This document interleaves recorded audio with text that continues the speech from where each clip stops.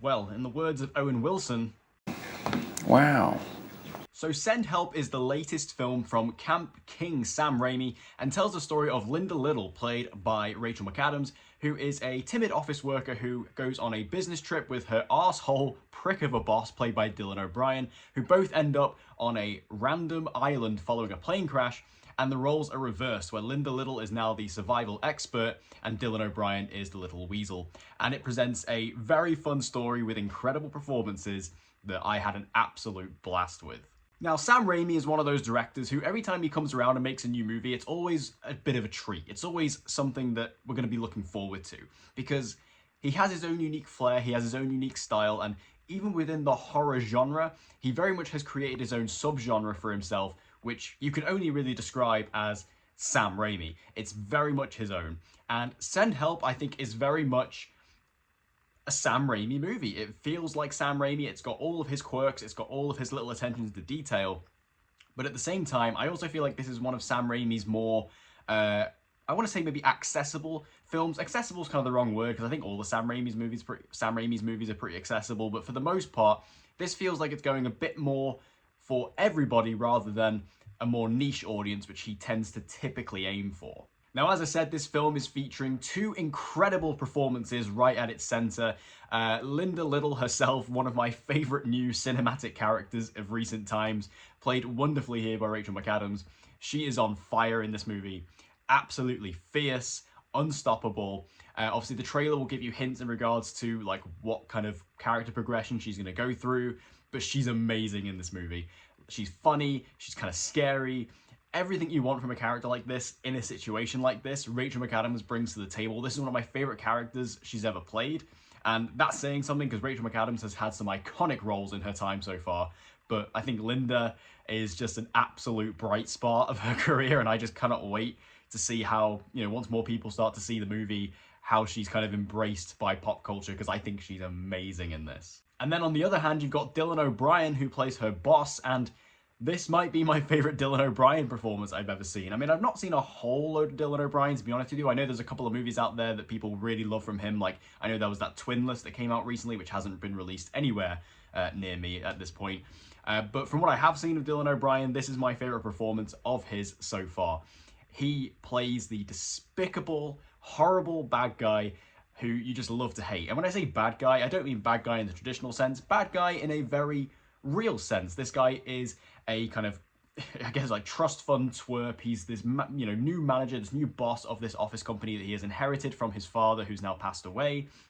And he is just, he's basically coming in, slapping his balls on the table and going, this is how things are going to be. And he very much plays that power dynamic in the office environment. But what I love is how it all switches when they're on the island and Dylan O'Brien has to become, as Linda calls him, submissive.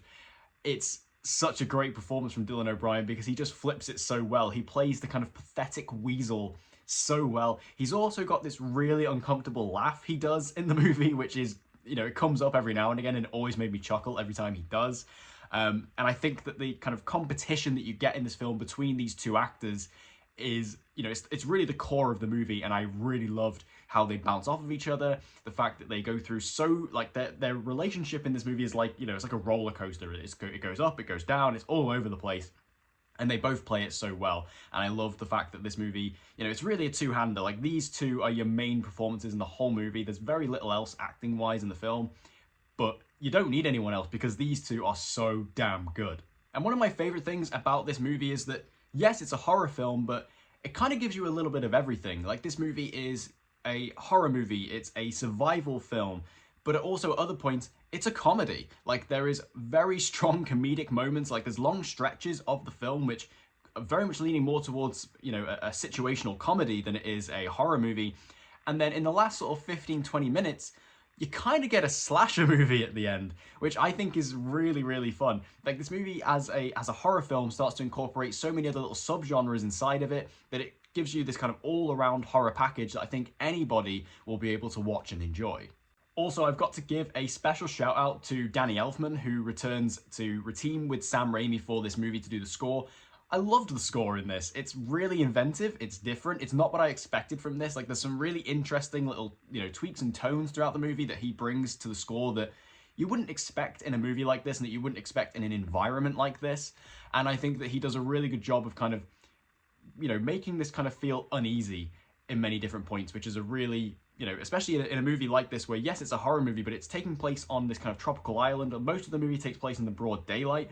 So if you haven't got darkness to rely on, the music, if it comes across as well as it does, is a really good compliment. And I also really love what Sam Raimi and cinematographer Bill Pope do with the camera in this, because there's some really fun moments where the camera kind of never stops moving in this movie. Like, there's so many times when it's just, and this is, you know, quite evident in Sam Raimi's career, like this is something that we see in most of his films, but the camera is just really dynamic. It's moving all over the place, and it keeps the movie's energy feeling high. It makes it feel like there's always something going on, and I really enjoyed that.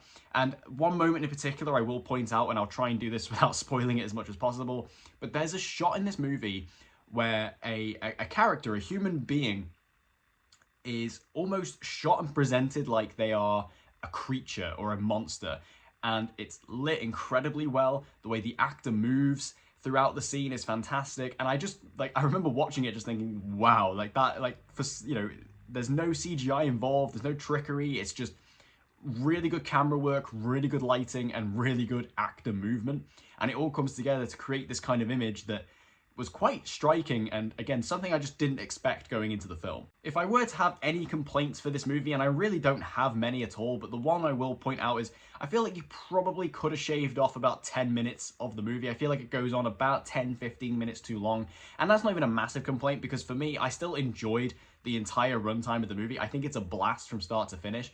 I just think there was one, like, as you sort of go into the third act, I think there's one scene that kind of drags on a little bit too long, and I feel like they could have shaved that down a little bit, maybe make it a tight 100-minute. But for the most part, I think the whole movie is paced really well, and I think that it, you know, you come away from it just having a great time from start to finish. Overall, Send Help is an absolute blast and some of the most fun you can have at the movies right now. There's so many great, like, films out in the cinema right now. There's so much, you know, different in terms of genre. But I think Send Help, it has a little bit of something for everybody. It's really fun, it's scary, it's hilarious, and I think that it's something that anybody, it's such a good concept for a film, and it's got such a great talented team behind it that anybody can go in and enjoy this movie, and I think you'll walk away having a good time. For me, this is probably my second favorite movie of the year so far, just behind 28 Years Later, The Bone Temple. That's still sitting at number 1 for me. But Send Help is a close number 2, and I did consider putting it above The Bone Temple at one point last night when I was putting it on my Letterboxd list. I think this movie's great. I think it's so much fun. I had a great time with it. I cannot wait for that Blu-ray to come out. I'll be buying that as soon as it releases. And for me, Send Help gets 5 stars. So that's my review for Send Help. Have you guys seen the movie? If you have, make sure to let me know your thoughts on it in the comment section down below. And if you would like to see more movie reviews and movie content like this, make sure you subscribe, hit that notification bell so you don't miss any uploads from me. And I hope to see you guys again next time.